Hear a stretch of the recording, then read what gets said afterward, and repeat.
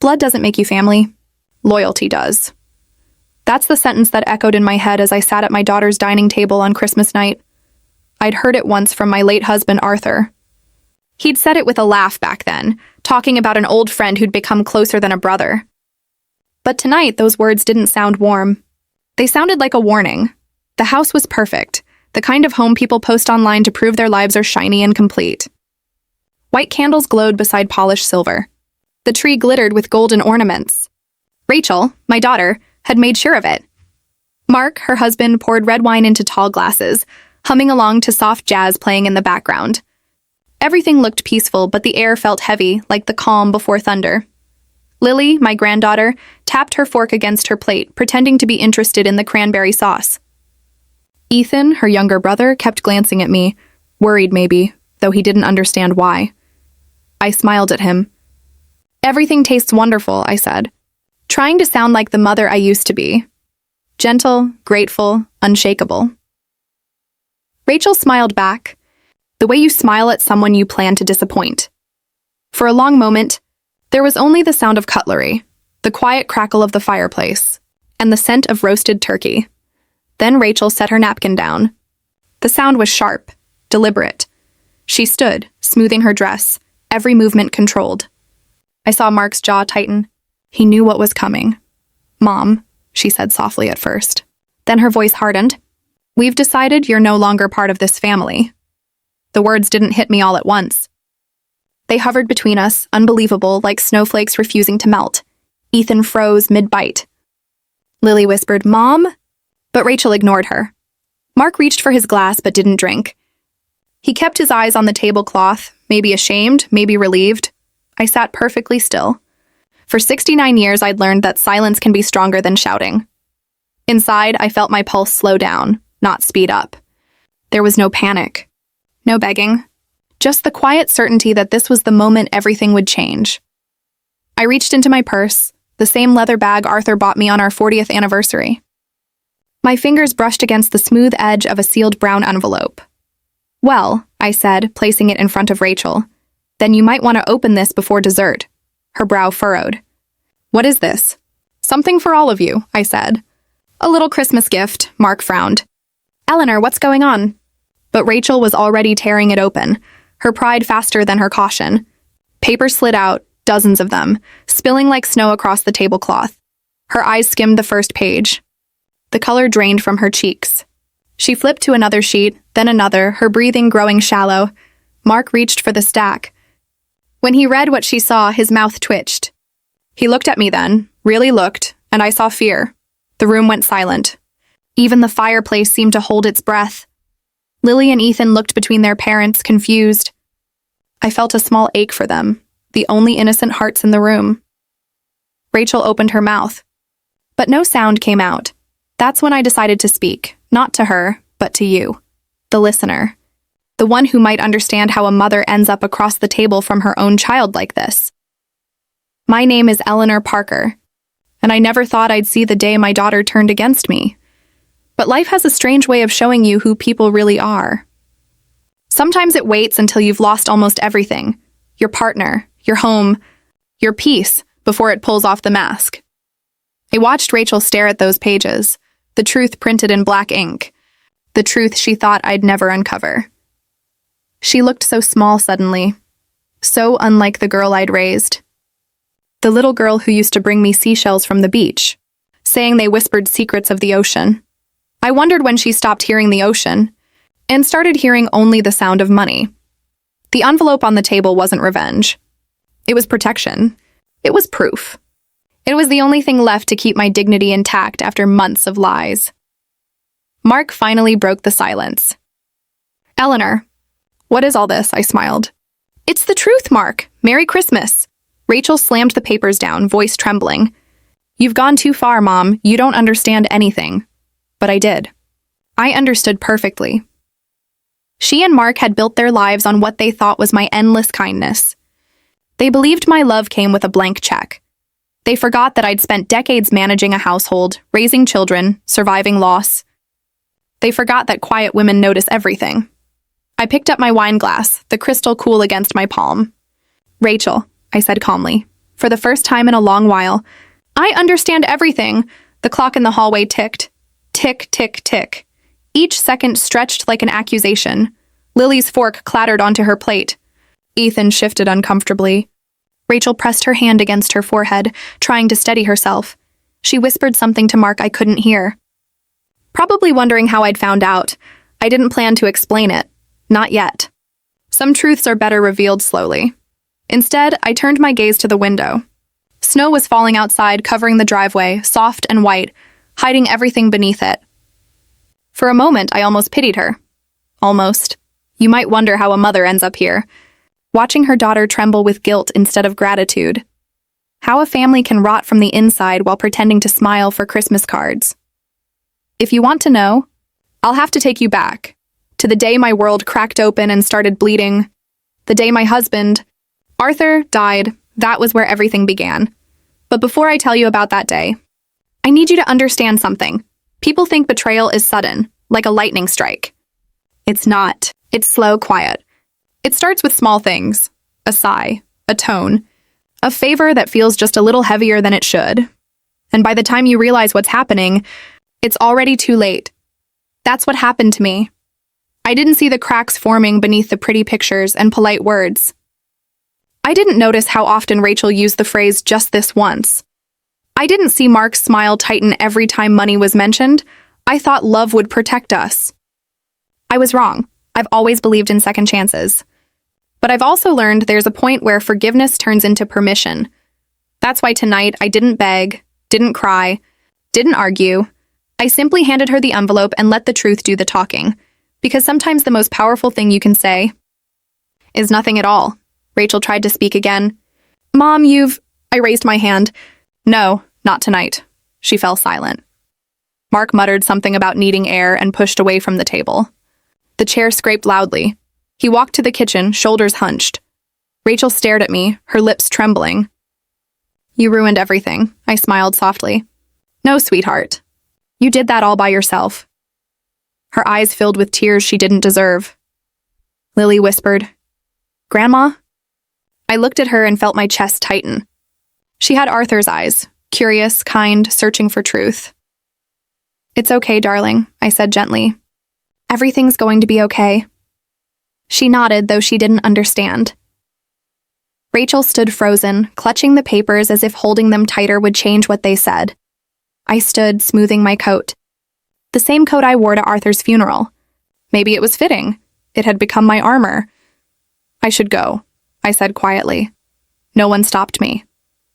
As I reached the door, Rachel whispered behind me, You'll regret this. I paused. Hand on the doorknob. No, I said. For the first time in a long while, I won't. And then I stepped out into the cold. The air bit at my cheeks. The snow crunched under my boots. For a moment, I looked back at the glowing windows, at the perfect house filled with broken people. Then I walked away. When I got home, I set my purse down, took off my gloves, and sat beside the small fireplace in my apartment. I stared at the flames, at the faint reflection of my face in the glass. I looked older, yes, but also freer. The quiet was comforting. No fake smiles, no guilt. No begging, only the sound of fire and the distant hum of the heater. That's when I decided I'd tell my story. Not to get sympathy, but to make sure no one else ends up like me, loving people who use that love as currency. So if you're still listening, remember this. Even the kindest hearts can bleed out if you keep cutting them with lies. And when that happens, when love finally breaks, the person you once leaned on doesn't shout. They stand. They smile and they hand you an envelope. When people talk about loss, they usually mean the moment someone dies, but that's not when it really hits you. It's the morning after, when the coffee pot still holds his fingerprints, and the chair across from you stays empty no matter how long you wait. That's how it was for me. Arthur Parker was the kind of man who didn't talk much, but when he did, his words stayed with you. He loved quiet mornings, fresh coffee, and the smell of cedar from his workshop out back. For 42 years, his laugh filled that seaside house. It echoed against the waves like part of the ocean itself. The morning he died, the sea was calm. He'd gone out early, hammer in hand, to finish building a birdhouse for the blue jays that nested in our yard every spring. I remember watching him from the kitchen window, his back bent slightly, his old jacket dusted with sawdust. He looked up once and smiled. I smiled back. 5 minutes later, I heard the hammer drop. When I ran outside, he was on the ground beside the unfinished birdhouse, his hand still curled around a nail. It's strange how the world doesn't stop.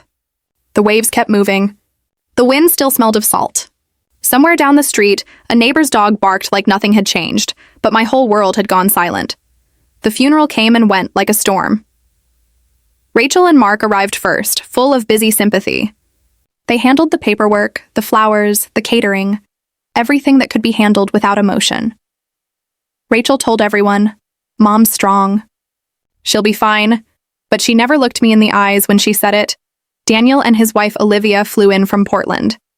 Daniel looked just like his father, same steady eyes, same quiet sadness. He tried to help, fixing things around the house, making sure I ate, but grief doesn't eat. It sits in your throat like a stone. Olivia stayed by my side the whole time. She'd bring tea and listen as I talked about Arthur's jokes, his love for fishing, the way he hummed when he carved wood. Still, when everyone went to bed, the house became too big. Every room felt hollow. Every clock ticked louder than before. I would wake up at night expecting to hear his breathing beside me, but there was only the sound of the ocean outside, and my own heart counting the seconds. After the funeral, they all insisted on staying for a week. I tried to be grateful, but it felt like my home had been turned into a waiting room. Rachel moved through the kitchen like she owned it. Mark stood at the window most of the time, staring at the sea, pretending to care. One afternoon, I found Rachel in Arthur's workshop. She was holding his hammer, running her fingers along the handle. "Mom," she said softly, "this place isn't safe for you anymore." I frowned. "What do you mean?" She sighed like she was talking to a child. "The stairs are steep. The wiring's old. You're here alone. What if something happens?" I wanted to tell her I'd lived there for decades without breaking a bone, but the words didn't come. Mark stepped in behind her, his voice smooth as ever. "She's right, Eleanor. You should think about downsizing. There's a lovely place in Maple Ridge called Sunset Haven. Modern apartments, elevators, great community." I almost laughed. The name sounded so final, like a place people went to wait for the end. "I'm not ready to leave," I said firmly. Rachel frowned. "Dad wouldn't want you struggling." I turned to look at Arthur's tools still lined up neatly. "Your father built this house. Every wall, every window. He'd want me to stay as long as it felt like home." Rachel didn't answer. She just nodded, that polite nod she used when she'd already decided against you. For the next few days, I tried to hold my ground, but grief is a lonely thing. It eats at your strength little by little. When they left for the city, the silence came rushing back like a wave. I spent hours sitting by the window, watching the sea crash against the rocks. Sometimes I'd hear Arthur's voice in my head. "You always loved the ocean because it listens." Maybe that's why I started talking to it. I'd tell the waves how much I missed him, how empty the house felt, how even the sound of seagulls made me cry. And one morning, I realized I hadn't spoken to another person in 3 days. That's when Rachel called. "Mom," she said cheerfully, "I found a place for you. They have an opening at Sunset Haven. 2-bedroom, clean, secure, close to everything." "Rachel, I told you." "I know, but listen," she interrupted. "It's perfect. You'll meet people your age, they have activities, a garden, a library. You won't feel so alone." Her voice was sweet, persuasive, like she'd practiced it. I didn't say yes. But I didn't say no either. She took that as permission. A week later, she and Mark showed up with real estate brochures. They walked through the house, pointing out problems. The roof might leak. The kitchen tiles were old. The garden needed care. They made my memories sound like damage. Then Rachel said the thing that broke me. "Mom, we can't keep driving out here every time something goes wrong. Please think about us too. Think about us too, not think about you. Not what would make you happy." It's strange how guilt can sound like love when spoken softly enough. I told her I'd think about it. And that night I sat in Arthur's old chair, holding one of his unfinished birdhouses. He'd carved our initials on the bottom, A+E, forever in wood. I pressed my thumb against them until my skin hurt. Maybe I was foolish. But the idea of leaving that house felt like burying him all over again. Still, loneliness has a way of convincing you that maybe they're right, that maybe you are too old, too fragile, too much trouble. So the next morning, I called Rachel and told her she could arrange the visit. She sounded thrilled. I hung up feeling empty. Moving day came 3 weeks later. Daniel and Olivia came down to help pack. Daniel was quiet, his face unreadable. Olivia hugged me tightly and whispered, "You don't have to do this if you don't want to." But I didn't want to be a burden. I kept telling myself it was just a house, only it wasn't. Every corner held 40 years of my life. Arthur's laughter was still in the walls. Our children's handprints, still faintly visible on the backyard fence. As the movers carried out boxes, I followed them from room to room like a ghost haunting her own past. When they lifted the last one, I looked around. All that was left was the sunlight falling on the wooden floor, the shape of the furniture still outlined in dust. I walked into the workshop one final time. The half-finished birdhouse sat on the bench, its edges rough, a single nail waiting to be hammered in. I placed my hand on it and whispered, "You never got to finish it, did you?" A tear slipped down before I could stop it. Then I locked the door, handed the key to Mark, and walked away. Sunset Haven smelled like disinfectant and artificial flowers. The manager, a woman named Connie, showed me around with a smile too wide to be real. She talked about the weekly bingo nights, exercise classes, and friendly neighbors. I nodded, pretending to care. The apartment itself was neat. Beige walls, beige carpet, beige everything. It looked like a place that had never been lived in. When Rachel helped me unpack, she opened one of the boxes and frowned. "Mom, you brought all this? You don't need half of it." "These are Arthur's things," I said. She sighed. "You can't keep living in the past." I wanted to tell her the past was all I had left. But instead, I said nothing. That night, after they left, I sat by the small window looking out at the parking lot. The sea was miles away now. No waves, no birds, just silence and streetlights. For the first time, the world felt colorless. I took out one of Arthur's old flannels, pressed it to my face, and let myself cry. Not the quiet tears I'd hidden before, but the kind that come from deep inside, the kind that shake your body until you can't breathe. When the tears stopped, I felt something new. Not peace. Not relief. Something colder, displacement. I didn't belong here. Not in this apartment, not in this town, not in this version of my life. But I told myself I'd adapt. Because that's what everyone kept saying. You'll adjust, you'll make friends, you'll be fine. What they didn't know was that sometimes losing your home isn't about walls or furniture. It's about losing the last place that remembered who you used to be. A few days later, Rachel called. "How's the new place, Mom?" She asked cheerfully. "Quiet," I said. "That's good." "Peaceful, right?" I looked around the lifeless apartment. Yes, I lied. Peaceful. She didn't notice the hesitation. She never did. That night, I placed Arthur's unfinished birdhouse on the shelf by my bed. It was the only piece of home I'd brought with me. I stared at it for a long time, tracing the edges with my finger. Then I whispered into the empty room, "Arthur, if you can hear me. I think they just sold the last piece of us." The only reply was the hum of the heater and the faint buzz of the streetlights outside.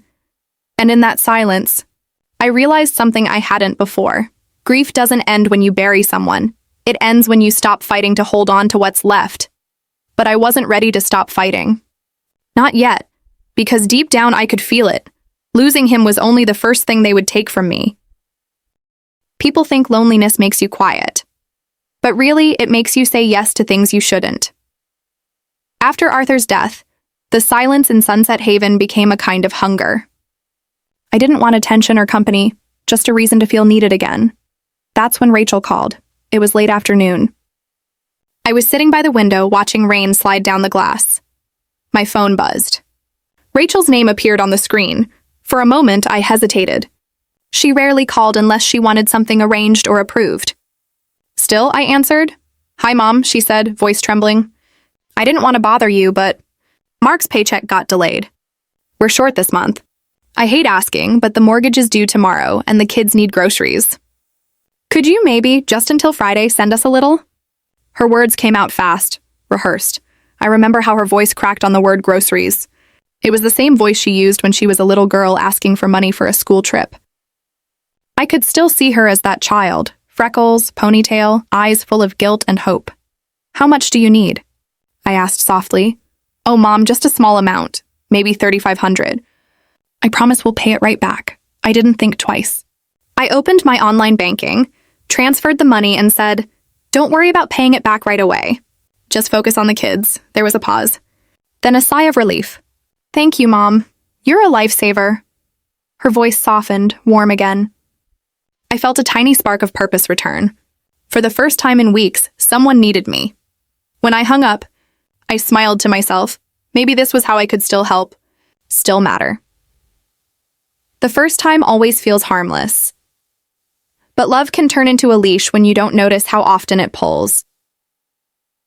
A few weeks later, she called again. "Mom, Mark's car broke down. It's the transmission this time. The repair shop says $2,000. We'll pay you back soon, I swear." I heard kids laughing in the background. She sounded tired, like she'd been crying. I sighed. "Okay, Rachel. Transfer coming. You're the best," she said quickly. "We'll make it up to you soon." But soon became next month, and next month became after the holidays. It was never the right time. Over the next few months, I learned how easily kindness can be mistaken for weakness. Every call came with the same pattern: an apology, an explanation, a promise. The excuses changed: tuition payments, house repairs, an unexpected bill. But the feeling stayed the same, a mix of guilt and affection designed to make me say yes before I could think. Each time, I told myself it was fine. Family helps family. After all, I had enough savings. Arthur and I had worked hard for decades. What was the point of money if it couldn't make life easier for the people we loved? But deep down, something small and quiet inside me started whispering, "This isn't right." I ignored it, because that whisper felt a lot like loneliness. And loneliness hurts worse than being used. One evening, I ran into my neighbor Carol in the hallway. She was carrying laundry and chatting about her grandson visiting for spring break. When I mentioned how proud I was that Rachel was doing well, she smiled. "Oh, you must be so happy for her. I saw those pictures on social media. Hawaii, right?" "Hawaii?" I blinked. "What pictures?" "Oh, it was on her page, Rachel and her husband. Big smiles, fancy drinks by the beach." I nodded, pretending I already knew. Inside, something twisted. That night, I scrolled through Rachel's page for the first time in months. There it was, sunlight. Cocktails, ocean waves, matching sunglasses. The caption read, "Finally taking time for us. Hard work pays off." I stared at the photo until my eyes blurred. The next morning, she called again. "Hey, Mom, could you send $2,500 for Ethan's dental procedure?" "The insurance didn't cover it." I swallowed hard. "Of course," I said, because confronting her would mean admitting what I already suspected. And I wasn't ready for that. Not yet. I began to keep notes after that. Not because I wanted proof, but because I wanted control. Every transfer. Every date. Every reason. By May, the total reached over $40,000. That number didn't shock me at first. It felt unreal, like it belonged to someone else's story. But sometimes, at night, I'd lie awake staring at the ceiling, hearing Arthur's voice in my memory. He used to say, "You can't save someone who's holding the shovel that's burying you." I wondered if that's what I was doing, helping my own daughter bury me under her lies. Still, there were moments that made me believe again. One afternoon, Rachel stopped by unannounced. She brought cookies and a bouquet of flowers. "For you," she said, placing them on my table. The flowers were lovely, bright and alive. She hugged me tight. "You've done so much for us, Mom. I don't know what we'd do without you." Her words melted me. All the doubt faded away. For that brief moment, I felt like a mother again, not a wallet. We had tea. She told me stories about the kids' school, about Mark's job. She even laughed like she used to. But when she left, she forgot one of her earrings on the counter. It was shaped like a small gold seashell. Beautiful, expensive looking. I turned it over in my hand. On the back was a logo from a jewelry store I knew wasn't cheap, the same one she'd once said she couldn't afford. I told myself not to overthink it. People make mistakes. Maybe it was a gift, maybe secondhand. But the next time she called, the tone was different, "Mom," she said, "I need to ask something bigger this time." Her voice was trembling again, but there was something else behind it. Pressure. Expectation. "Mark's starting a new business," she said. "We just need a boost to get it going. It'll help us finally stand on our own feet." "How much?" 10,000. 10,000. The number hit me like a cold wave. "Rachel, that's a lot of money." "I know, Mom. Please, we'll pay it back." "You know we always do." "Always?" I wanted to remind her they hadn't paid a single dollar back. But her voice softened again, and guilt did its job. She ended the call with, "You're the only one who's ever really believed in me." That line, "the only one who believes in me," cut deeper than any lie. Because I wanted it to be true. The transfer went through that night. When I saw the receipt, I stared at my account balance. It was still healthy. Arthur had left enough for comfort, but I couldn't shake the ache of seeing that number drop again. I told myself it was fine, that this would be the last time, but I was starting to hear my own excuses echo like Rachel's. Months passed. The calls kept coming, smaller now. "Can you cover this? Just a little more?" Until it became routine. I stopped writing them down. I stopped checking totals. It was easier to pretend it wasn't happening. Every time she said, "Thank you, Mom," I felt both proud and ashamed. Proud for being there. Ashamed for knowing I shouldn't have to be. One afternoon, Mark called me for the first time. He never called me. "Eleanor," he said awkwardly. "I just wanted to say thanks. You've been a big help," that was all. No warmth, no sincerity. Just a quick acknowledgement, then silence. It should have felt like gratitude. It didn't. It felt like payment, one polite thank you to keep me quiet. When I hung up, the apartment felt smaller. I looked at Arthur's birdhouse on the shelf, still unfinished. I whispered, "You'd tell me to stop, wouldn't you?" The birdhouse didn't answer, but the silence did. Around that time, my bank manager called. "Mrs. Parker, just confirming, these large transfers are authorized by you?" "Yes," I said quickly. She hesitated. "You've sent quite a bit in the past few months. We just want to make sure everything's all right." I forced a laugh. "Yes, thank you. It's for family." She didn't push further. But after I hung up, shame filled the room, not because of the money, but because a stranger had seen what I refused to see. That night, Rachel sent a message. "Love you, Mom. You're our angel." I stared at it for a long time. The words were sweet, but they felt empty, rehearsed. Still, I replied, "Love you too," because what else could I say? I didn't want to believe my daughter was using me. I wanted to believe we were helping each other heal. But sometimes, love makes you blind on purpose. You choose not to see. Because seeing means doing something about it, and I wasn't ready for that.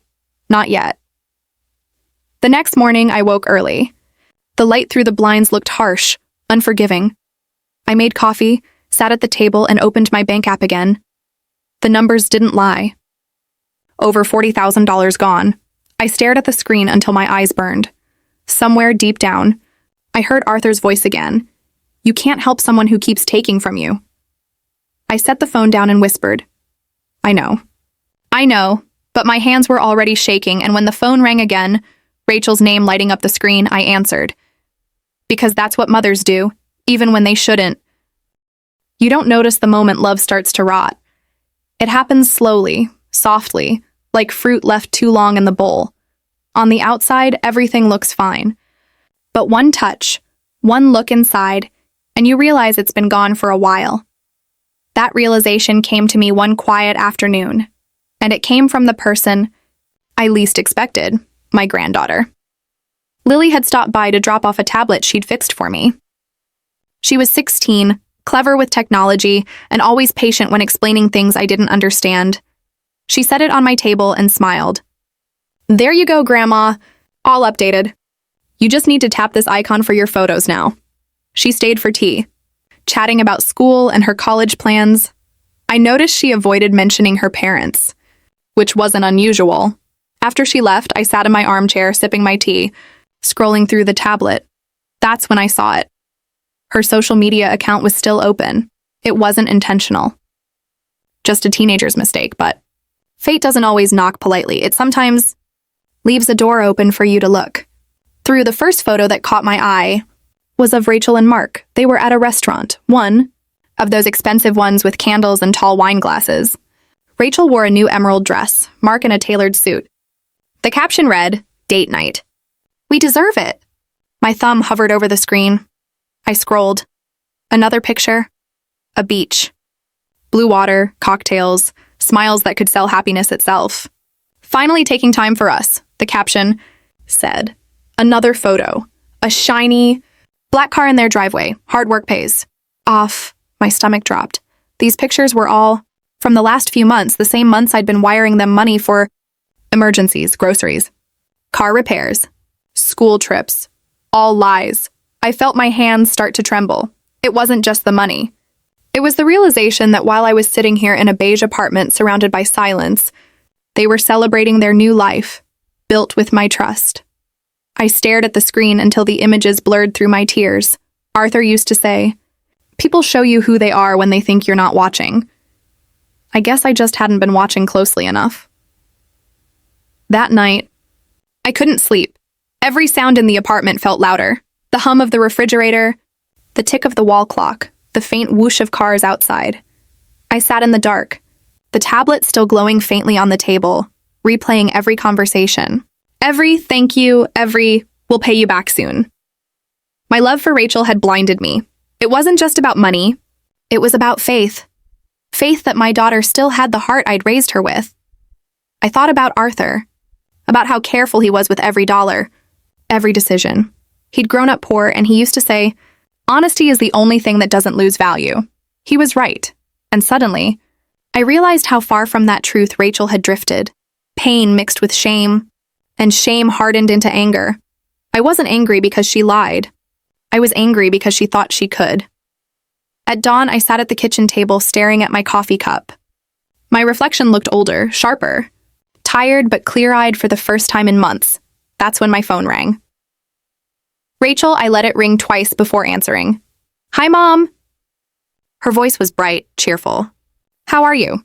"I was just thinking about you." I almost laughed. "Oh, I'm fine," I said calmly. "And you? How are things?" There was a tiny pause, half a second where she adjusted her tone, like someone stepping into character.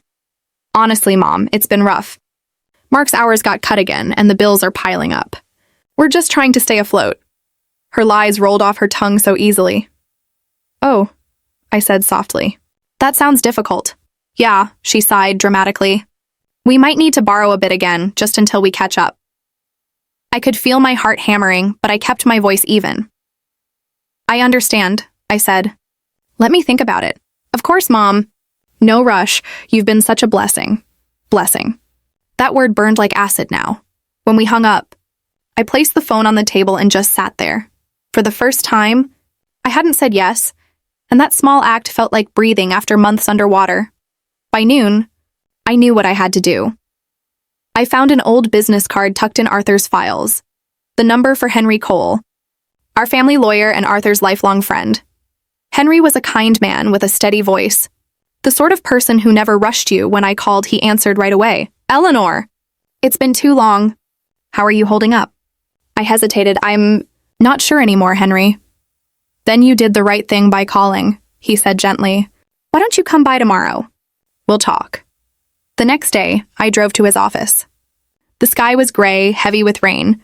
Henry greeted me with a handshake and a cup of tea, just like Arthur used to. "What's going on?" he asked once we sat down. I told him everything, from the first emergency call to the bank transfers to the photos I'd seen. He listened quietly, only nodding once in a while, taking a few notes.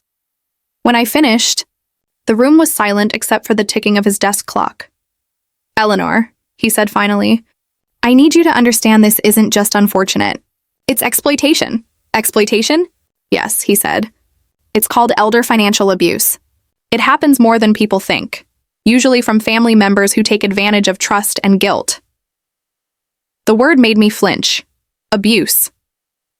I'd always thought of abuse as something physical, visible. But this was quieter, hidden behind kind words and false concern. He continued, "You've been targeted, Eleanor. They've used emotional manipulation to access your assets. We can fix this, but you need to act carefully. I nodded slowly. What do I need to do? He smiled gently, the way Arthur used to when explaining something complicated. First, we'll protect what's left. Move your money to new accounts under your control. Then we'll document everything, the transfers, the messages, the calls. And if you choose to, we'll take legal action. Legal action. Against my own daughter. The thought made my stomach twist. I'm not sure I can do that, I whispered. Henry leaned forward. You're not doing it out of anger. You're doing it to stop the bleeding. Sometimes protecting yourself is the only way to make them see what they've done. I sat there in silence, watching raindrops trail down his office window. He was right.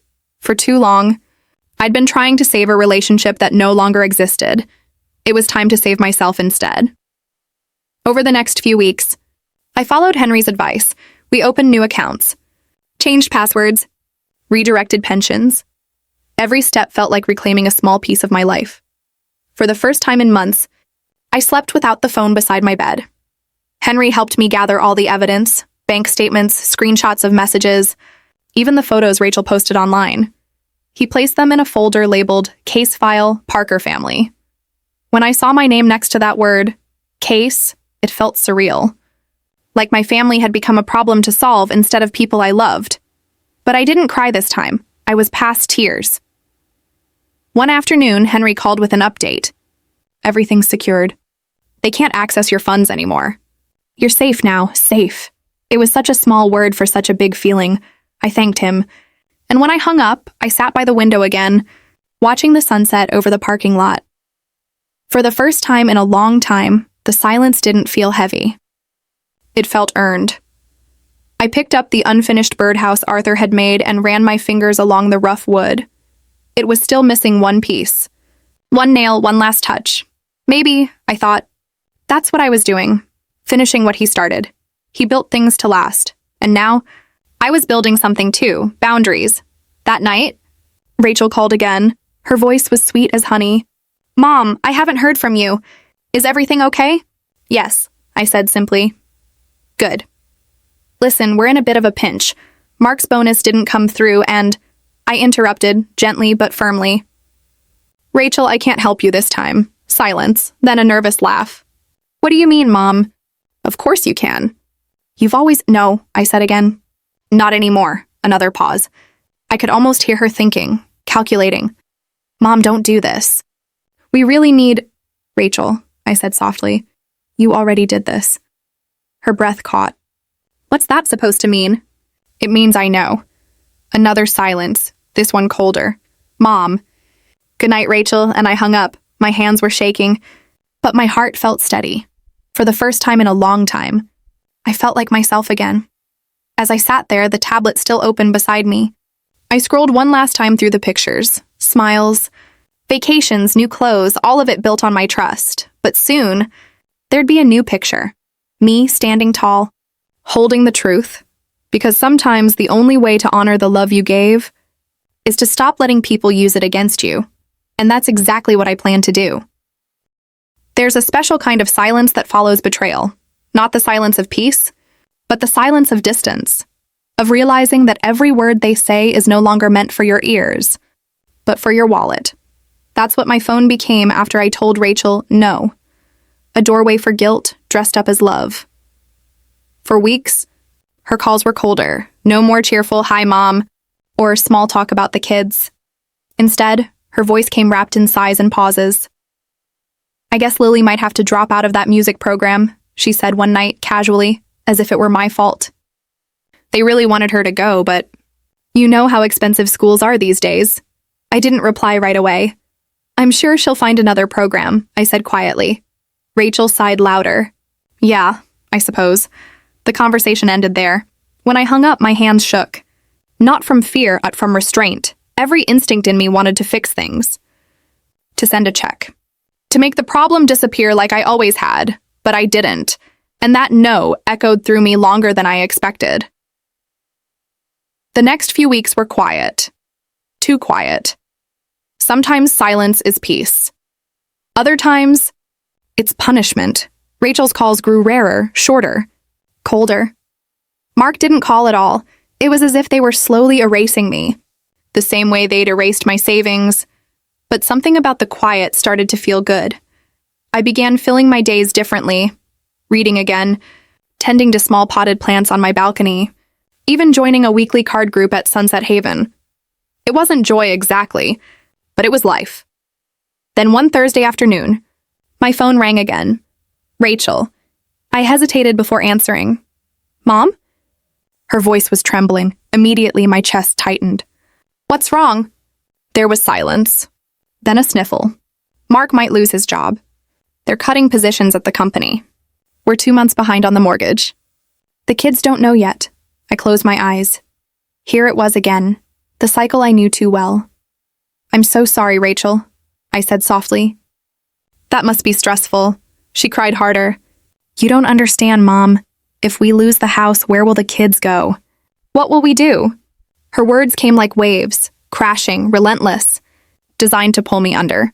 I wanted to stay calm, but the sound of her crying hit something deep inside me. I could almost see her again. 5 years old, clutching her broken toy, crying for me to fix it. And back then, I always did. Now my daughter was crying again. Only this time she was the one breaking me. How much do you need? I whispered. There was a pause, the kind that feels planned. 30,000, she said finally. Just to save the house. Please, Mom. 30,000. The number echoed in my mind, heavy as thunder. I didn't speak for a long moment. Please, she said again, her voice cracking. We'll lose everything. The kids will hate me. Her words were sharp, slicing through reason and straight into guilt. And for a second, just a second, I almost said yes.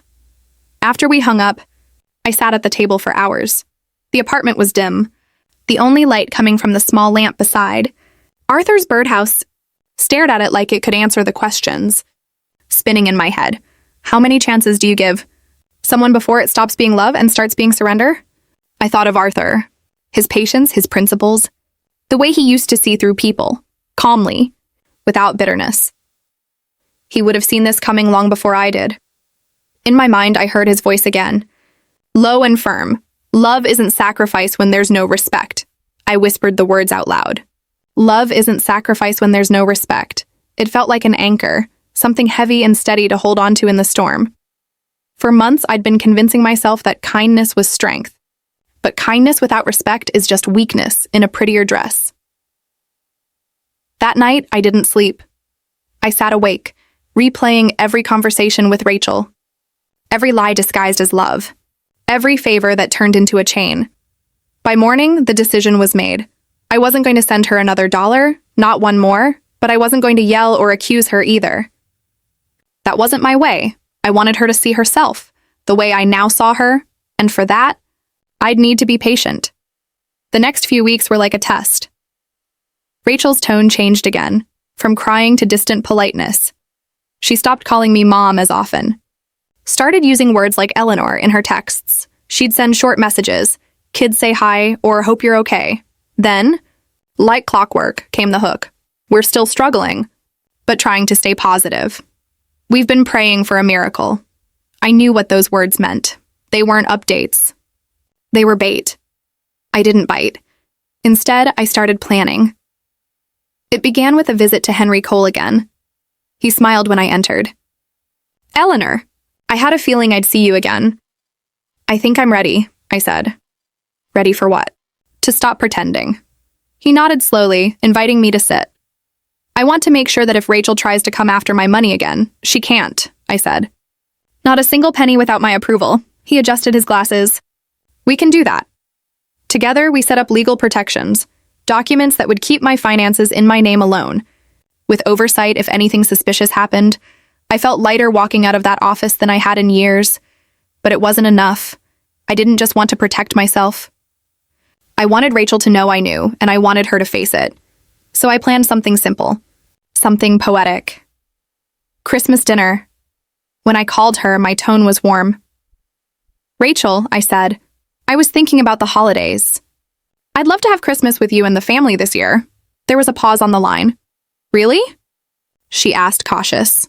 Of course, I said cheerfully. It's been too long since we've all been together. I could almost hear her relief through the phone. That would be wonderful, Mom. The kids would love that. She didn't ask why I'd changed my mind. She didn't have to. Rachel always believed she could steer me back into her control. Let her think that. I told myself, let her believe she's winning.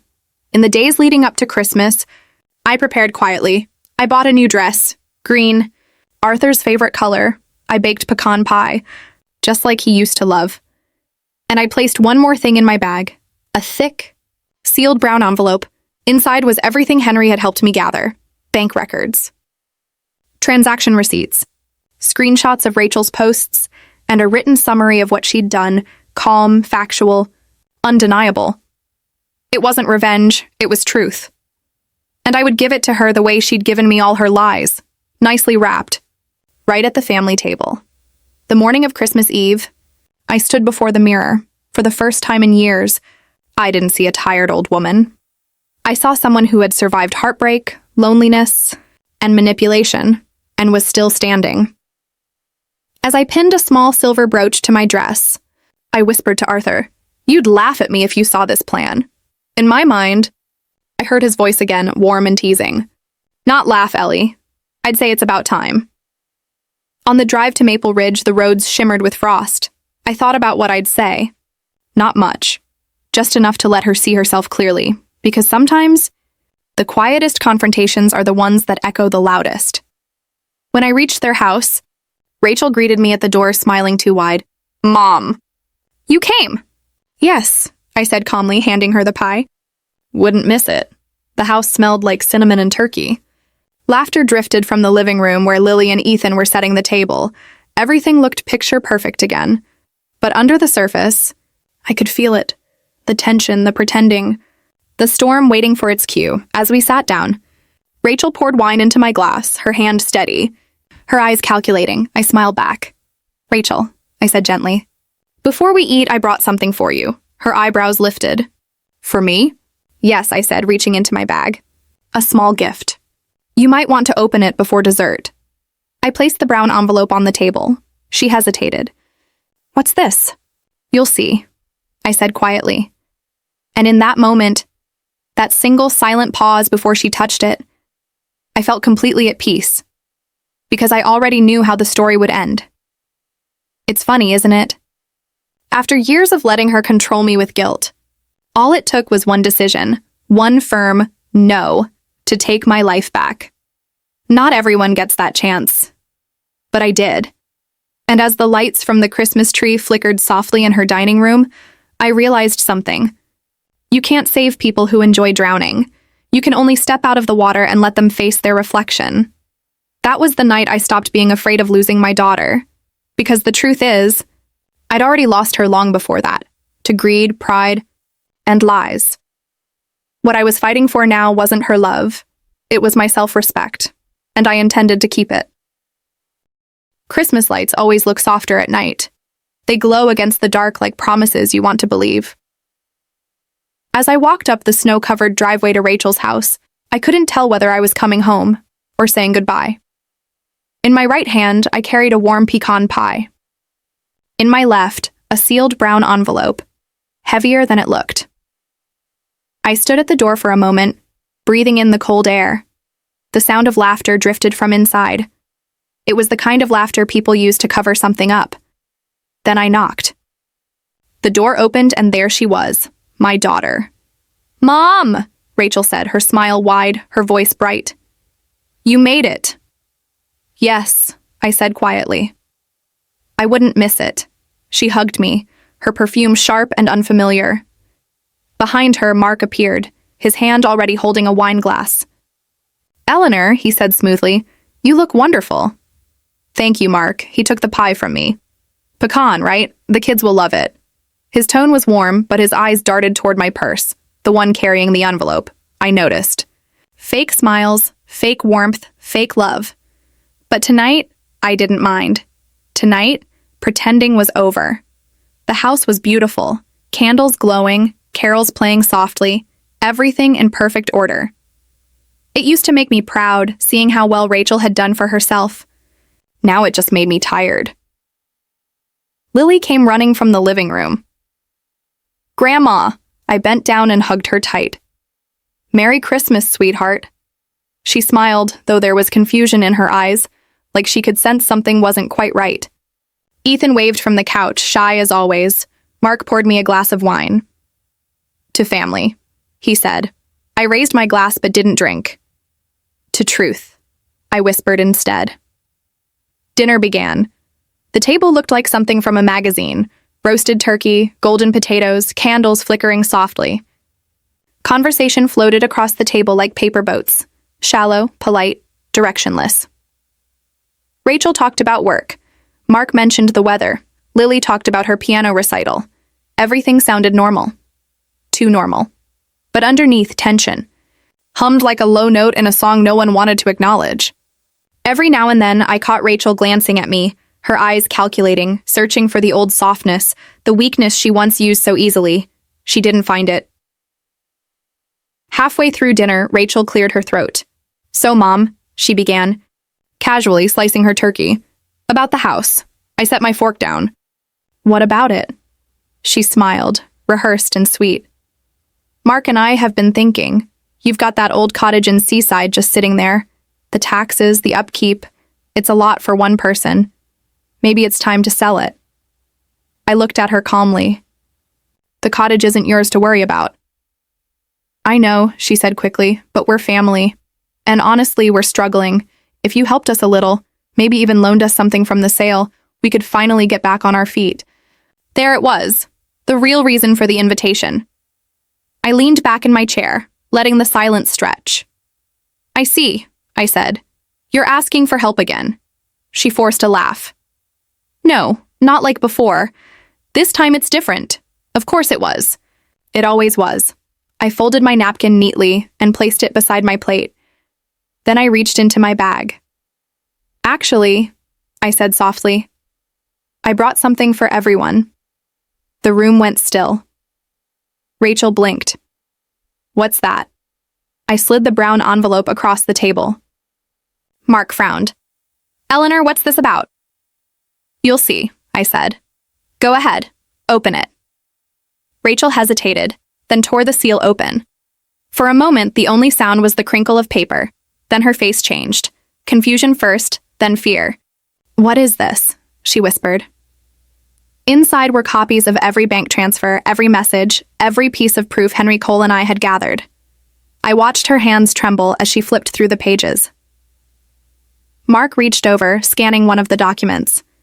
His expression hardened. Where did you get this? I didn't have to look far, I said. It's all from my own accounts. The air thickened. Rachel's lips parted. Mom, this isn't fair. You're right, I interrupted. It's not fair. None of it was. Mark pushed his chair back. You're making it sound like we stole from you. I met his eyes. You didn't borrow. You stole. The words hung there like thunder.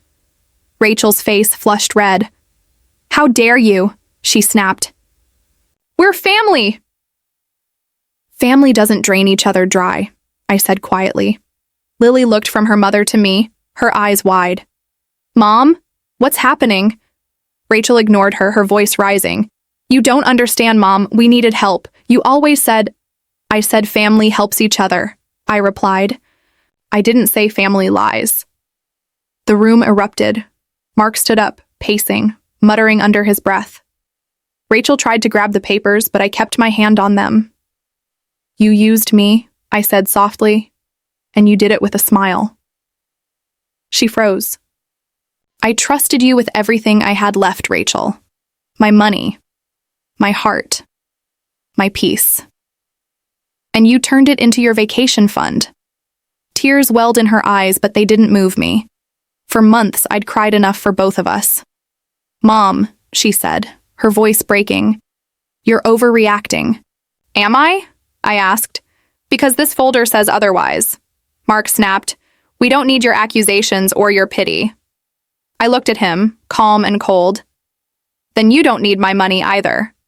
He went silent. Lily began crying softly. Please stop, she whispered. I turned to her gently. It's all right, sweetheart. None of this is your fault. Rachel slammed her hand on the table. You've lost your mind, Mom. I stood slowly. No, I said. I finally found it.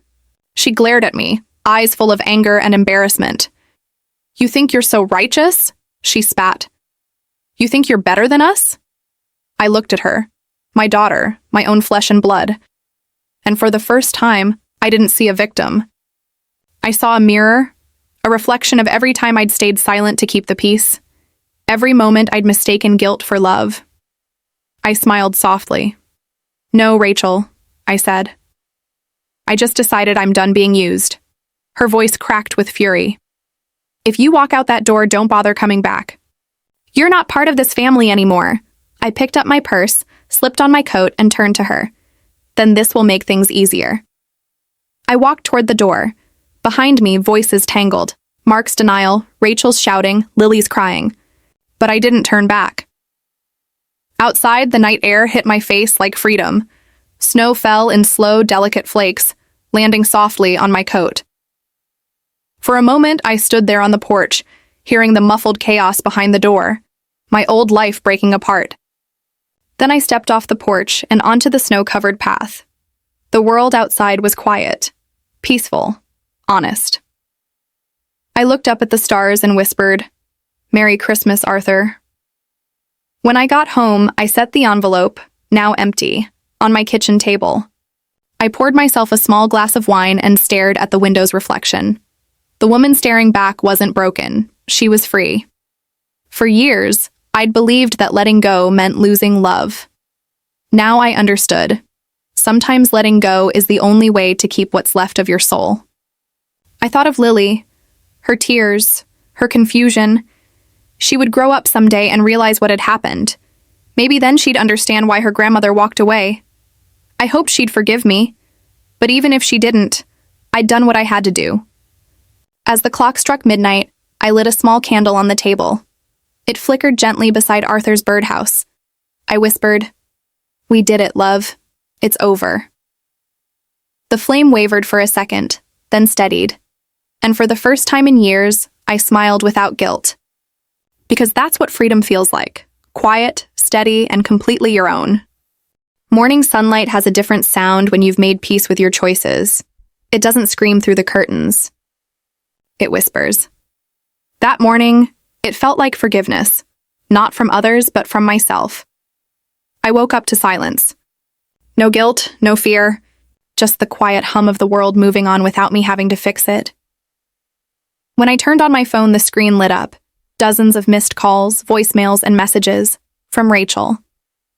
From Mark. Even from numbers I didn't recognize. "Please, Mom. We need to talk. Call us back. You can't do this." I stared at the screen for a long time, then placed the phone face down on the table. Instead, I poured myself a cup of coffee and sat by the window. The sunlight spilled across the floor, painting gold over the shadows. For the first time in years, I didn't feel small. I didn't feel needed, I just felt free. I thought freedom would feel loud, like a celebration. But it was quiet, calm, like exhaling after holding your breath for too long. I watched a bird land on the railing outside, picking at crumbs I'd left days before. Arthur would have liked that. He always said, "You feed a bird once, it remembers kindness longer than most people do." He was right about that too. A few days later, the phone rang again. This time I answered. "Eleanor?" said Henry Cole's calm voice. "There's been a development." I could hear papers rustling in the background. "Rachel and Mark contacted me through their lawyer," he said. "They're offering to repay the full amount. They'd like to settle privately. No court, no public record." I didn't speak for a moment. "They're afraid of charges?" I asked. "Yes," he said gently. "And they should be. You have a strong case." I let out a slow breath. "What would you do, Henry?" "I'd take the offer," he said. "It means closure. But the terms are yours to decide," I thought for a moment. Then I smiled faintly. "Tell them I'll agree," I said, "on one condition." "And what's that?" "They'll repay every cent, and they'll write an apology letter. Not to me, but to themselves. To admit what they did. And they'll attend family counseling for at least a year." There was a pause. Then Henry chuckled softly. "That's very you, Eleanor," I smiled. "Forgiveness doesn't mean forgetting, Henry. It just means I'm done carrying it." A week later, I received confirmation that they'd agreed. The money would come in installments. The apology letters would be delivered through Henry's office. But the relationship, that part I left behind. Because sometimes, rebuilding something that's rotten underneath just means living in a prettier version of the same house. I wasn't interested in that. My son Daniel and his wife Olivia called soon after. "Mom," Daniel said, "we've been talking. You shouldn't be alone out there." "I'm not alone," I said gently. "I have peace," he laughed. "You can have peace closer to us. There's a beautiful little house 2 streets away from us here in Portland. Quiet, sunny, near the Hawthorne district. You'd love it," Olivia's voice chimed in the background. "It even has a window perfect for that birdhouse of Arthur's." I smiled at that. The birdhouse. Arthur's last unfinished project, still resting by my window all these years. He'd been halfway through painting it when he passed. One side bright red, the other still raw wood. It used to make me sad, seeing it unfinished. Now it reminded me that life doesn't need to be complete to be beautiful. "All right," I said finally. "Let's do it." The move took a few weeks. When I arrived at my new home near Portland's Hawthorne district, Daniel and Olivia helped me unpack. The air smelled like rain and coffee, my favorite combination. We placed Arthur's birdhouse on the windowsill facing the garden. Sunlight touched the unfinished wood, warming it like a blessing. I stood there for a while, watching the light shift through the glass. It felt like a new chapter, not one I'd planned, but one I'd earned. A month later, I received a letter in the mail.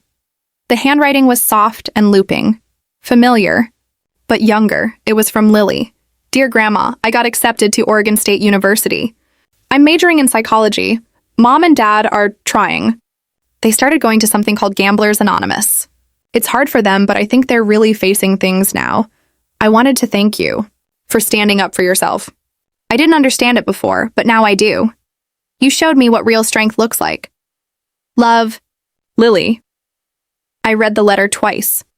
Then I pressed it against my chest and closed my eyes. Tears came.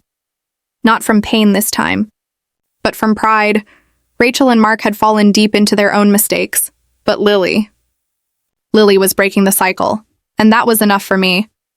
Some evenings, I sit by my window and watch the sun sink behind the mountains.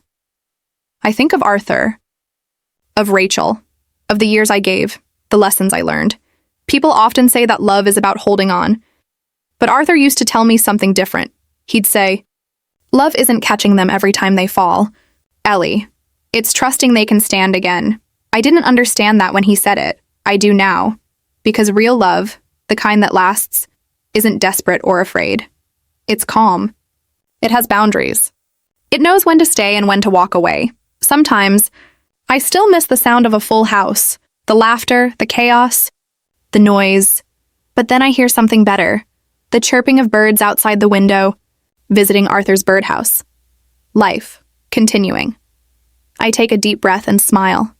For so long, I thought protecting myself was selfish now. I see it's the opposite. Protecting yourself isn't cruelty, it's self-respect. And self-respect is the one kind of love no one can take from you. If you've ever chosen peace over people, if you've ever had to walk away to find yourself again, you're not alone. Because healing doesn't always look like happiness. Sometimes it just looks like sitting by a window, sunlight on your face, knowing you survived. I pick up my coffee cup, glance once more at the birdhouse and whisper, "Arthur, I think you'd be proud." The wind outside stirs the chimes gently, almost like an answer, and I smile, soft, certain, and completely free. If this story touched something in you, remember this: walking away doesn't make you heartless. It makes you human. Protecting your peace is never selfish. It's how you start again. Thank you for listening. And if you've ever had to choose peace over people, know this: you're not alone. If you found meaning in this story, don't forget to subscribe, and join me next time for another story that reminds us of the quiet strength we all carry.